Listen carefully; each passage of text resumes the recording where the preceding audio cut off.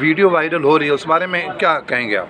देखिए, ये जो वीडियो वायरल हो रही है, इसके उसमें है कि ये वायरल गलत हो रही है। इसलिए गलत हो रही है कि हमारे बच्चे जो थे त्यौहार में पुलिस प्रशासन के साथ थे और त्यौहार में सब आ जा रहे थे। जुलूस में लग रहा था हिंदुस्तान जिंदाबाद, हिंदुस्तान जिंदाबाद और इस्लाम जिंदाबाद और गौस का नगरी जिंदाबाद।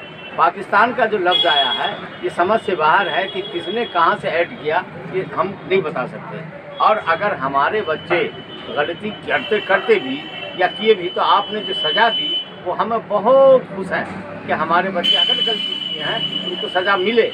लेकिन जो इसने ऐड किया है उच्च पैमाने पर उसकी जांच की जाए और उस आदमी को पकड़ करके गिरफ्तार कराया जाए, उसके ऊपर धारा लगाया जाए कि जिसने यहाँ दंगा फैलाने की कोशिश की। भाईचारे हमारे वर्षों से आ रहे हैं, हम एक साथ सब भाई मिल करके उनके त्यौहार में होली हो, दीपावली हो, दुर्गा पूजा हो, साना बसाना हम रहते हैं और प्रशासन के साथ रहते हैं।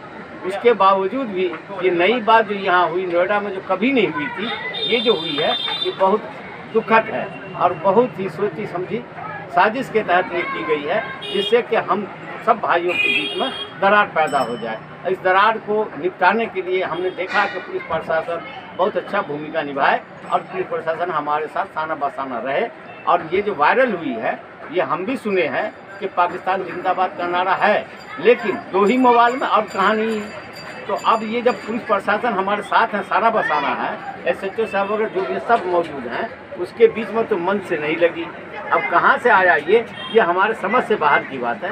अब इसकी न्याय जांच हो, पड़ताल हो और जो बच्चे हमारे गए हैं हमें इस बात का गम नहीं है। अगर वो गलत किया है उसको सज़ा मिले, अगर वो गलत नहीं किया, निर्दोष है, उसको रिहा किया जाए और जो गलती की है उसको सज़ा मिले कि भाईचारे को ख़त्म न करे। तो पुलिस से क्या मुतालबा आपका, क्या डिमांड है? पुलिस से है कि इसकी छानबीन करें, उच्च अधिकारी से छानबीन करवा करके और इसको न्याय तक पहुँचा दें।